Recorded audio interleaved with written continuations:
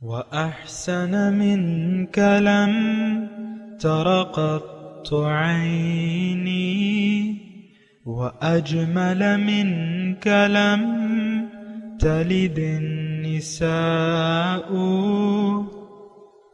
خلقت مبرأ من كل عيب خلقت مبرأ من كل عيب كأنك قد خلقت كما تشاء كتاب أنزلناه إليك مبارك ليدبروا آياته وليتذكر أولو الألباب. یہ کتاب برکت والی ہے جسے ہم نے آپ کی طرف نازل فرمایا ہے تاکہ دانش مند لوگ اس کی آیتوں میں غور و فکر کریں اور نصیحت حاصل کریں. اللہم صلی علی سیدنا محمد وعلی آل سیدنا محمد بعدد کل ذرۃ مئۃ الف الف مرۃ. سامعین و ناظرین اکرام، السلام علیکم ورحمۃ اللہ وبرکاتہ. سامعین اکرام، سورہ طٰہٰ آیت نمبر 13 سے آج کا سبق شروع ہو رہا ہے، اور آج کے سبق کا ایک ہی موضوع ہے، اور وہ یہ ہے کہ کیا ہماری زندگی کی بنیاد تقوی الہی پر قائم ہے؟ اس کے ساتھ ہی سامعین اکرام آج کے سبق کا آغاز کرتے ہیں. سب سے پہلے گزشتہ سبق کی دہرائی ہوگی. وَإِن تَجْهَرْ بِالْقَوْلِ فَإِنَّهُ يَعْلَمُ السِّرَّ وَأَخْفَى.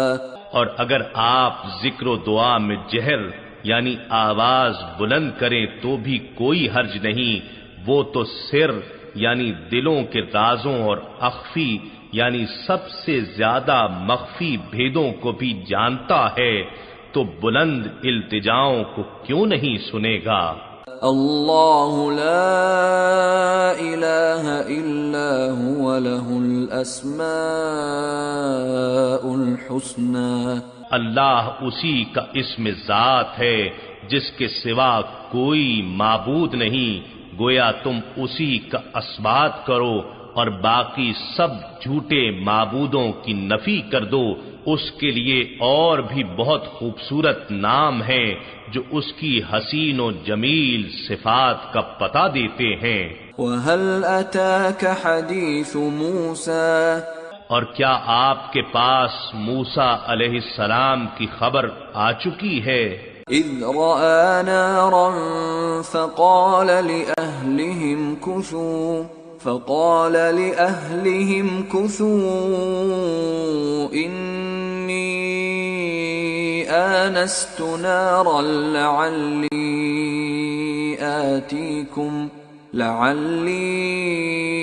آتيكم منها بقبس أو أجد على النار هدى.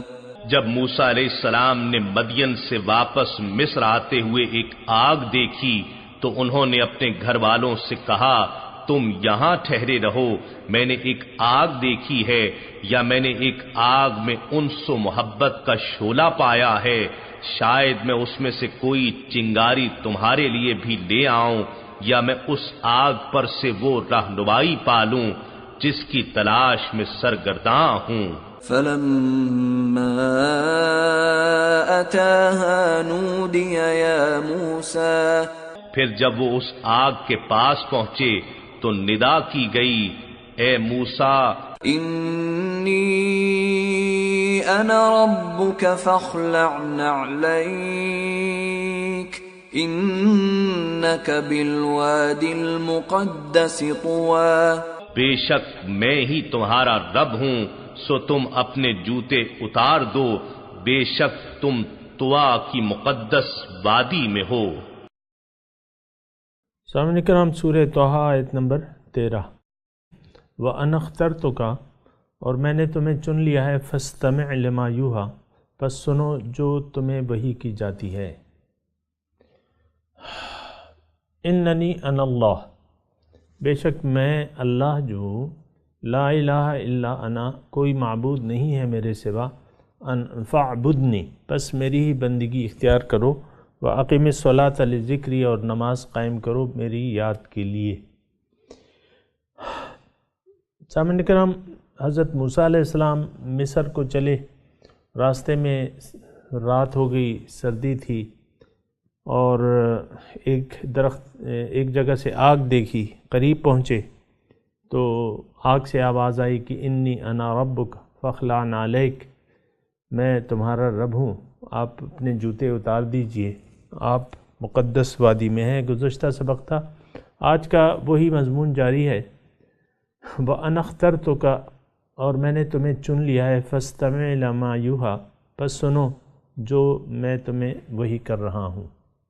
اس میں ایک تو یہ ہے کہ تمام پیغمبران کرام جو ہیں وہ چنیدہ لوگ ہوتے ہیں، یہ تو ہمیں معلوم ہے، یعنی پیغمبری جو ہے وہ کسی کسب کی بنا نہیں ملتی، اللہ تعالیٰ کی یہ تقسیم ہے اور رحمت ہے، اور رب بہتر جانتا ہے کہ کس کو وہ یہ منصب عطا فرمائے، اس میں کسی انسان کی خواہش کا دخل یا کسب کا دخل نہیں ہے۔ اب جو پہلی بات ہو رہی ہے، فاستمع لما یوحیٰ، جو حکم دیا جا رہا ہے اسے آپ سنیں، اور پہلا حکم تھوڑی سی توجہ فرمائیں، اننی انا اللہ لا الہ الا انا، وہی کلمہ توحید ہے، اور یہ وہی کلمہ ہے جس کو جو انسان کی کامیابی کی بنیاد ہے، اور یہ وہی کلمہ ہے جس کی دعوت تمام پیغمبران لے کے آئے ہیں، ان اعبدوا اللہ واتقوہ واطیعون، کہ اللہ کی بندگی کر لو اور اس سے ڈرو، اس کی نافرمانی سے بچو، اور میری پیروی کرو، اطیعون، میری اطاعت کرو۔ یہ کلمہ طیبہ جو ہے سامعین کرام، ہم تو اسے اتنی اہمیت نہیں دیتے، اور اس کی وجہ یہ ہے کہ ہم تقریباً سوئی ہوئی قوم ہے، تو سوئے ہوئے کو جتنا بھی آپ اس کے سرہانے بیٹھ کے کوئی بھی اعلیٰ سے اعلیٰ مضمون بیان کریں تو وہ تو نہ سن رہا ہوگا نہ دیکھ رہا ہوگا، تو جب سنے گئے نہیں تو سوچے گا کیا اس پہ۔ تقریباً یہی صورتحال ہے کہ ہمارے کانوں میں قرآن مجید کی آواز پڑتی ہے، پیغمبروں کی آواز آ رہی ہے، اللہ کا کلام ہمیں پیش کیا جا رہا ہے، لیکن ہم نہ سنتے ہیں دل کے کانوں سے اور نہ اس پر سوچتے ہیں۔ یہ بہت غیر مناسب بات ہے، ایسا نہیں ہونا چاہیے۔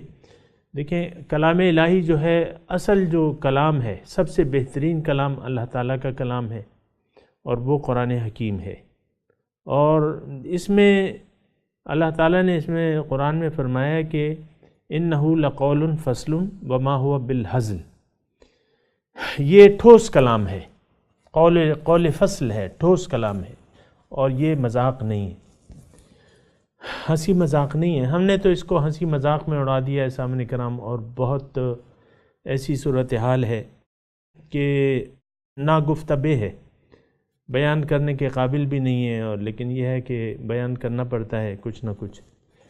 تو یہ کلمہ توحید کی میں بات کر رہا تھا، یہ کلمہ توحید جو ہے سامعین کرام ہماری زندگی کی جڑ ہے، اور یہ بنیاد ہے ہماری زندگی کی، اور جب تک آپ ایک چیز کی بنیاد نہیں رکھیں گے، بنیاد اگر ٹیڑھی ہوگی تو عمارت ٹیڑھی جائے گی۔ ہماری تو جو زندگی ہے سامعین کرام، ذرا سوچیں اس بات پہ، جو زندگی ہم گزار رہے ہیں اس کی اول تو کوئی بنیاد ہی نہیں ہے، سرے سے کوئی بنیاد ہی نہیں ہے، یعنی زندگی گزارنے کی اساس جو ہے، جو بنیاد ہے، وہ نہیں، کچھ بھی نہیں ہے۔ اگر ہے بالفرض اور یقیناً ہے تو وہ باطل ہے، باطل ہے، ختم ہونے والی ہے، یعنی باطل کو ہم نے اپنی زندگی کی اساس بنا دیا ہے۔ جو چیز ختم ہو جانے والی ہے تو وہ یعنی اس کو ہم نے اپنی زندگی کی اساس بنا لیا ہے، بنیاد بنا لیا ہے۔ یعنی دیکھیں، دنیا میں تو ہمیں رہنا نہیں ہے، نہ مجھے رہنا ہے نہ آپ کو رہنا ہے۔ جو بھی اس وقت میرے سامعین ہیں، انشاءاللہ یہ 100 سال زیادہ سے زیادہ 100 سال نہیں، کیونکہ اگر یعنی چلیں 100 سال لگا لیں، اس میں کیا ہے، 20 سال میں کیا فرق پڑتا ہے، 100 سال کے اندر یہ سب لوگ جو میرے سامعین ہیں یہ مٹی کے نیچے ہوں گے اور عالم قبر میں رہ رہے ہوں گے. اور قبر جو ہے اللہ تعالیٰ فرما رہا ہے کہ اللہ کے رسول نے فرمایا ہے کہ یا تو یہ قبر جو ہے دوزخ کے گڑھوں میں سے ایک گڑھا ہے یا جنت کے باغیچوں میں سے ایک باغیچہ ہے. تو میں یہ آپ سے یہ پوچھ رہا ہوں کہ کتنے کو یہ فکر لاحق ہے کہ ایسا نہ ہو کہ میری قبر جو ہے وہ دوزخ کے گڑھوں میں سے ایک گڑھا بن جائے. ہم میں سے کتنے لوگوں کو یہ فکر لاحق ہے؟ ہمیں تو دیگر فکریں لاحق ہیں کہ یہ کیا ہوگا اور وہ کیا ہوگا اور یہ تو، لیکن آخرت اور قبر کا جو پہلا مرحلہ ہے، آخرت کی منزل میں جو پہلی منزل ہے وہ قبر ہے. عالم برزخ، عالم مثال، عالم قبر، یہ ہم نے اس میں رہنا ہے قیامت تک کے لیے. اب یہ جگہ جو ہے یہ بھی ایک طویل عرصہ ہے. ظاہر ہے مثال کے طور پہ کب سے دنیا بنی ہے اور جو لوگ جا رہے ہیں وہ اسی میں عالم مثال میں رہ رہے ہیں، اور یا تو ان کی قبر جو ہے دوزخ کے گڑھوں میں سے ایک گڑھا ہے یقیناً، اور یا جنت کے باغیچوں میں سے ایک باغیچہ ہے. لیکن یہ فکر کس کو لاحق ہے؟ بالکل اسی طرح جو ہے ہمیں جس طرح قبر کی فکر نہیں ہے، اسی طرح ہمیں حالیہ جو ہم زندگی گزار رہے ہیں نا، اس کی اساس کی، اس کی بنیاد کی ہمیں کوئی فکر نہیں ہے کہ بھئی اس کی کوئی بنیاد صحیح ہونی چاہیے. ہاں، اللہ تعالیٰ نے قرآن مجید میں ارشاد فرمایا افمن اسس بنیانہ علی تقوی من اللہ خیر ام من اسس بنیانہ علی شفا جرف ہار فانہار بہ فی نار جہنم. افمن اسس بنیانہ بہت مرکزی مضمون ہے، تھوڑی توجہ سے سنیں کہ اللہ تعالیٰ بھی یہی بات فرما رہے کہ افمن اسس بنیانہ علی تقوی من اللہ، جس نے اپنی زندگی کی بنیاد رکھی اللہ سے تقوی کی بنا پہ، کہ اللہ تعالیٰ کی رضامندی کو اس نے اپنی زندگی کا نصب العین بنا لیا کہ میں صرف وہی کام کروں گا جس سے اللہ تعالیٰ راضی ہوتا ہے، اور وہ کام نہیں کروں گا جو اللہ تعالیٰ جس سے ناراض ہوتے ہیں. اللہ تو علی تقوی من اللہ خیرن، یہ بہتر ہے. اب یہ دیکھیں اس کا متضاد ہے، یعنی یا تو یہ ہوگا یا وہ ہوگا. امن اسس بنیانہ علی شفا جرف ہار فانہار بہ فی النار جہنم، کہ اس نے اپنی زندگی کی بنیاد ایسے کنارے پر لگائی ہو، ایسے گڑھے کے کنارے پر جو آگ کا ہے، علی جرف ہار جو گرنے والا ہے، فانہار بہ فی النار جہنم، اور یہ اس کو جہنم میں لے جائے گا. یقیناً سامعین کرام یہ یعنی ایک سنجیدہ بات ہے، غیر سنجیدہ بات میں نہیں کر رہا. میں یہ کہہ رہا ہوں کہ اپنی زندگی کی بنیادوں کو ٹٹولیں. اگر اس کی بنیاد تقوی نہیں ہے، رضائے الہی اس کی بنیاد نہیں ہے، تو اس کو بدل لیں. یعنی اس خراب بنیاد کو بدل دیں اچھی بنیاد سے. اچھی بنیاد لگائیں، اچھا پودا لگائیں، اس کے نتائج پھر اچھے آئیں گے آپ کے سامنے انشاءاللہ، دنیا میں بھی اور آخرت میں بھی. اور جو اچھائی کرے گا اس کے لیے اس دنیا میں بھی اچھائی ہے. للذین احسنوا فی ہذہ الدنیا حسنہ، جو نیکوکار ہیں ان کو اس دنیا میں بھی بھلائیاں ملیں گی. وَلَأَجْرُ الْآخِرَةِ خیر، اور آخرت کا اجر تو بہت بہتر ہے. تو یہ جو جملہ ہے صاحب اکرام، اننی انا اللہ لا، دیکھیں نا یہ اتنا جو ابھی کشمکش فرعون اور اس کے ساتھ شروع ہونے والی ہے، یہ دیکھیں اس کا ایک وسیع تناظر میں دیکھیں یہ واقعہ کیا ہے. اللہ تعالیٰ نے فرعون کے مقابلے کے لیے موسیٰ علیہ السلام کو ڈیوٹی سونپ دی کہ تم نے وہاں جانا ہے. اذهب الى فرعون انه طغى فقولا له قولا لینا اس کو نرم بات کہو اور اس کو سمجھاؤ، شاید وہ سمجھ جائے۔ تو اننی انا اللہ لا الہ الا انا، دیکھیں ایک تو یہ ہے کہ ہم جلدی سے اس پہ گزر جائیں، بس آپ مجھے کہتے ہیں بس بس بس بس ہمیں اس کا معنی آتا ہے، آگے چلو۔ یہ بات تو صحیح نہیں ہے نا۔ ہم تو قرآن کے لفظی ترجمے کے لیے تو نہیں بیٹھے ہوئے، ہم قرآن کو سمجھنے کے لیے بیٹھے ہیں، اور پھر بعد میں جو فوائد ہیں وہ تو ساتھ ساتھ لگے ہوئے اللہ۔ تو یہ آپ دیکھیں کہ جو گفتگو شروع ہو رہی ہے، اور یہ کس وقت ہے؟ جب اللہ تعالیٰ آگ کی آڑ میں موسیٰ علیہ السلام سے گفتگو فرما رہے ہیں براہ راست۔ یہ وہ منظر تو ذرا اس میں لائیں نا۔ اور یہ بات نہیں ہے سامعین اکرام کہ موسیٰ علیہ السلام سے اللہ تعالیٰ نے بات کی ہے، ہم سے نہیں کی، ہم سے بھی اللہ تعالیٰ بات کر رہا ہے اس قرآن کے ذریعے۔ یا ایھا الذین آمنوا، اے ایمان والو، کس سے مخاطب ہے اللہ تعالیٰ؟ ہم سے مخاطب ہے، جو دعوی ایمان کرنے والے ہیں ان سے مخاطب ہے۔ الم یأن للذین آمنوا ان تخشع قلوبہم لذکر اللہ۔ تو بہرحال یہ مطلب یہ ہے کہ نبی سے بات جو ہے وہ ہمارے لیے ہوتی ہے۔ اصل میں نبی کی ڈیوٹی تو امت کے لیے ہوتی ہے، وہ تو ازلی نبی ہوتا ہے، ازلی پاک انسان ہوتا ہے، اس سے کوئی غلطی اور خطا کا تو امکان ہی نہیں ہوتا۔ تو جو اس کو ہدایات دی جا رہی ہیں فاستمع لما یوحی، تو یہ تو امت کے لیے ہے، کیونکہ نبی تو ہدایت یافتہ ہوتا ہے سامعین کرام۔ تو لا الہ الا انا فاعبدنی، یہ وہ پیغام ہے سامعین کرام جو کہ ازلی پیغام ہے، ابدی پیغام ہے، اور انسانیت کی نجات کا پیغام ہے۔ اس میں کیا؟ انسانیت کی نجات۔ اگر انسانیت نجات پانا چاہتی ہے تو اس کو لا الہ الا اللہ کہنا ہوگا، صرف اللہ کی بندگی کرنی ہوگی۔ فاعبدنی، لا الہ الا انا فاعبدنی۔ اصل میں یہ بندگی جو ہے سامعین کرام، ہم تو اسے کچھ لوگ اسے احساناً جتاتے ہیں کہ ہم تو اتنی یہ کر رہے ہیں وہ کر رہے ہیں، یا کسی نے اگر مثال کے طور پہ عرض کر رہا ہوں، کوئی کہتا ہے کہ یار میں نے تو اپنی ساری زندگی وقف کر دی ہے اللہ تعالیٰ کے لیے، یہ وہ، اور یہ ذہن میں کچھ احسان کے احساسات رکھتا ہے اللہ تعالیٰ پہ یا کسی پہ بھی، یہ اس کی غلط فہمی ہے۔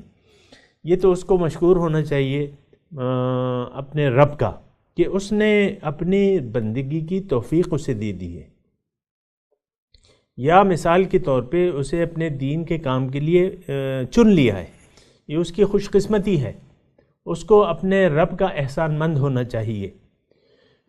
تو یہ خیر میں نے ضمناً بات کر دی، لیکن یہ آپ دیکھیں فاستمع لما یوحی، سنو جو تمہیں حکم دیا جا رہا ہے، اور کیا ہے وہ؟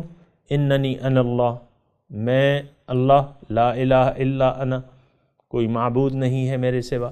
تو یہاں بس صرف یہ اتنی بات نوٹ کر لیں کہ صفت الوہیت سب سے بڑی ہمارے لیے جو ضرورت ہے وہ یہ ہے کہ ہم اللہ تعالیٰ کو الہ واحد تسلیم کر لیں،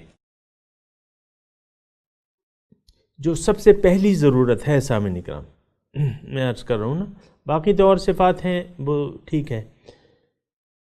تو آپ دیکھیں نا، لا الہ پہ بہت، لا الہ الا اللہ پہ بہت، یہ تمام پیغمبروں کا مشترک کلمہ ہے، کلمہ توحید جو ہے۔ تو یہ صفت الوہیت ہم مان لیں، اس پہ آپ غور کریں کہ الہ کا مطلب کیا ہے، الہ کی خاصیتیں کیا ہوتی ہیں، اس پہ میں نے بات کی ہے، اور اس پہ آپ غور کریں۔ تو بس اننی انا اللہ لا الہ الا انا فاعبدنی، میری بندگی کرو، کسی اور کا کہنا نہ مانو، کسی اور کو اپنا مقصود نہ بناؤ، کسی اور کو اپنا محبوب نہ بناؤ، کسی اور کو مطلوب نہ بناؤ۔ فاعبدنی، اس میں یہ فاعبدنی میں نقطہ یہ ہے کہ صرف اللہ تعالیٰ ہی تمہارا مقصود واحد بن جائے، جو مقصود ہوگا وہی معبود ہوگا۔ یہ نوٹ کر لیں سامعین اکرام کہ جو مقصود ہوگا وہی معبود ہوگا، جو مقصود نہیں ہوگا وہ آپ کا معبود نہیں بن سکتا، یہ بات بھی نوٹ کر لیں۔ آپ اگر دنیا اور اس کی زیب و زینت کے طالب ہیں اور پھر اللہ کی بندگی آپ نہیں کر سکیں گے۔ اللہ کی بندگی صرف آپ اسی صورت میں کر سکتے ہیں، یا وہ آپ کے لیے آسان ہو سکتی ہے کہ جب اللہ تعالیٰ ہی آپ کا مقصود، مطلوب و محبوب بن جائے۔ اگر ایسا ہو جائے کہ آپ یہ کہہ دیں کہ ان صلاتی و نسکی و محیایا و مماتی للہ رب العالمین، تو پھر رب کی بندگی آپ کو آسان لگے گی۔ دیگر جو ہستیاں ہیں اس کی کہنا ماننا آپ کو بہت دشوار لگے گا۔ ابھی تو یہ ہے کہ باطل کی پیروی ہمیں آسان لگتی ہے۔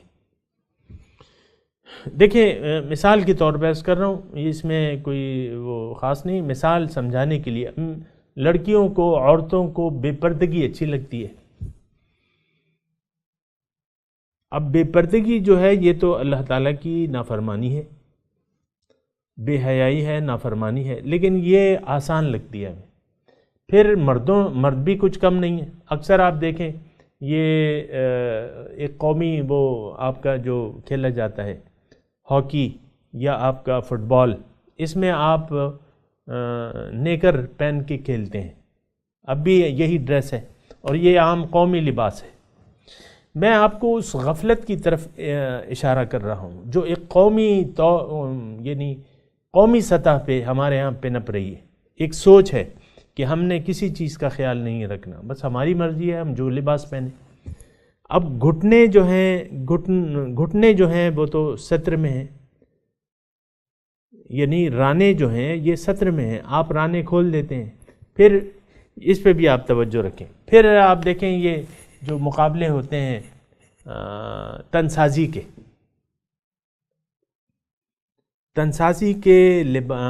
جو لباس ہے، آپ کو معلوم ہے وہ صرف ایک چڈی ہے جس میں ساری رانیں آپ کی کھلی ہیں اور ساری ناف سے نیچے جو سطر ہے یہ کھلی بھی ہے۔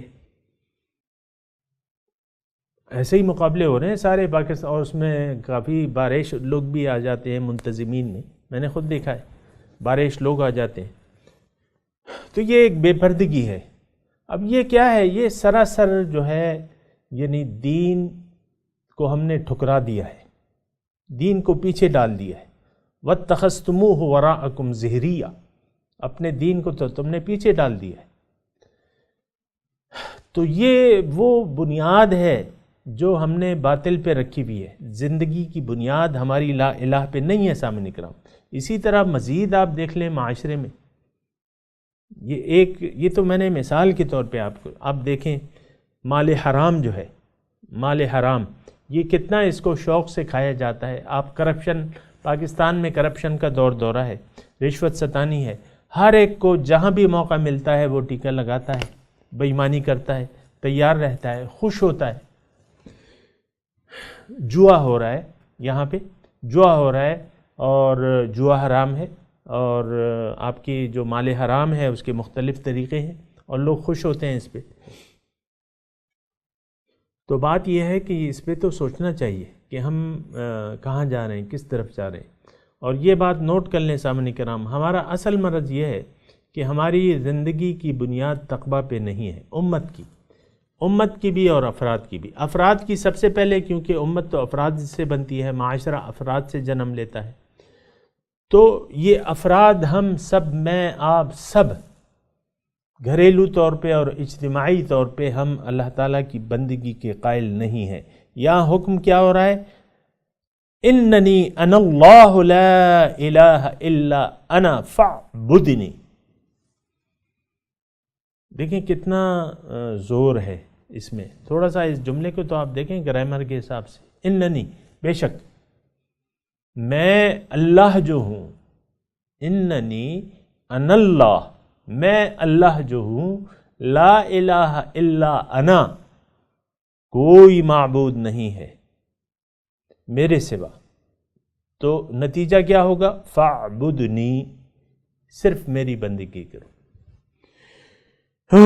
تو ہم نے تو کلمہ پڑھا ہوا ہے، میں یہ تو انکار نہیں کرتا، پڑھتے بھی ہیں، لیکن زبان سے کہہ بھی دیا لا الہ تو کیا حاصل؟ دل و نگاہ جو مسلمان نہیں تو کچھ بھی نہیں۔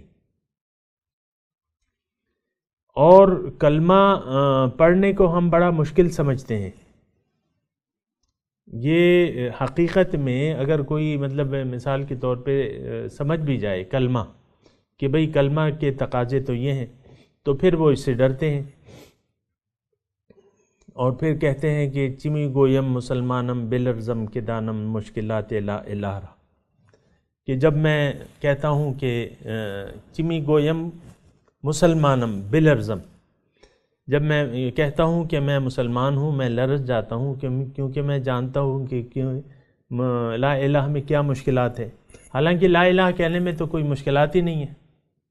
یہ تو اسلام دین فطرت ہے سامنے اکرام، یہ تو فطرت یعنی ہماری فطرت میں ہے، یہ وعدہ ہم نے اللہ تعالیٰ سے روز ازل کیا ہوا تھا، اور اسلام دین فطرت ہے۔ اللہ تعالیٰ کے رسول فرماتے ہیں دین یسر سہلۃ بیضا، دین آسان ہے، یسر سہلۃ سہل ہے، سہل ایسی اترائی کو کہتے ہیں جو یعنی اترائی کے سفر کو کہتے ہیں، بلندی سے نیچے کی طرف، بیضا روشن، تو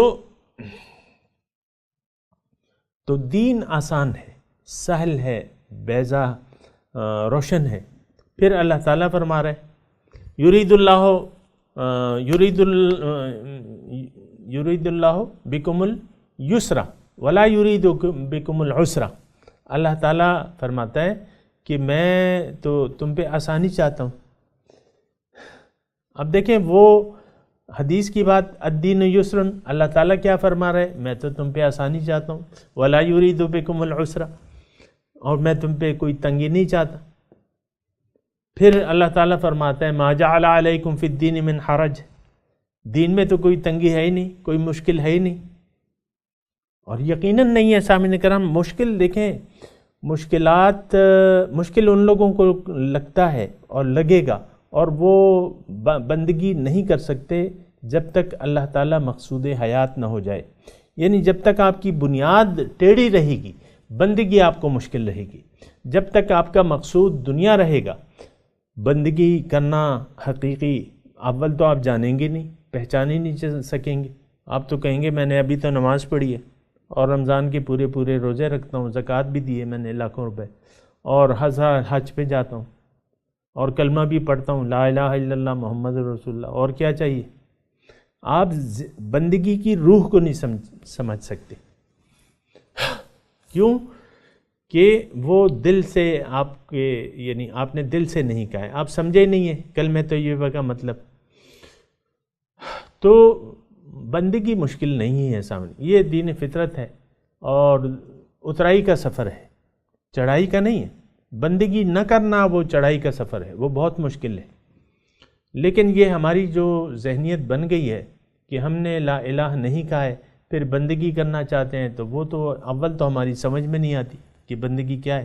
ہم ظاہری آپ شکل بنا لو، قبضہ پر داڑھی رکھ لو اور پگڑی باندھ لو، جبہ پہن لو، ہاتھ میں تسبیح لے لو اور زبان ہلانے لگو، تو یہ تو بندگی نہیں ہے۔ یہ تو آپ نے ایک شکل اختیار کر لی ہے، اس کی تو صرف شکل سے تو نہیں ہوتا، بندگی کی تو روح ہوتی ہے کہ آپ کا دل جھک جائے۔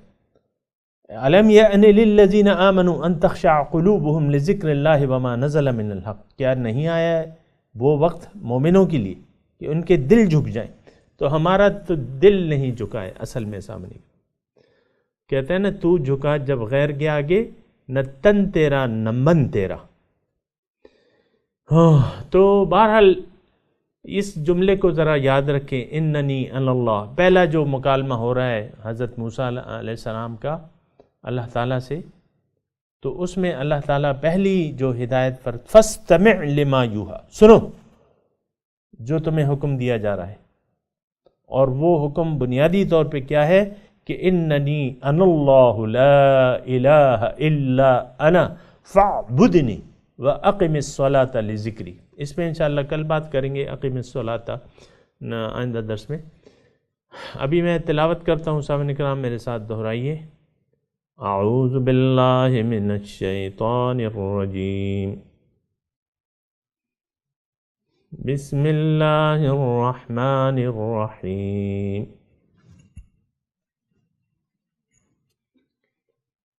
اننی انا اللہ لا الہ الا انا فاعبدنی۔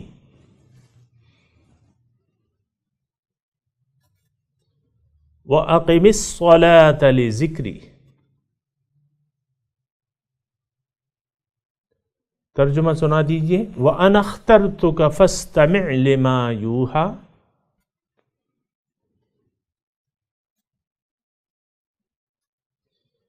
اور اے موسیٰ ہم نے تمہیں چن لیا ہے تو آپ سنو جو تمہیں حکم دیا جا رہا ہے۔ اننی انا اللہ لا الہ الا انا،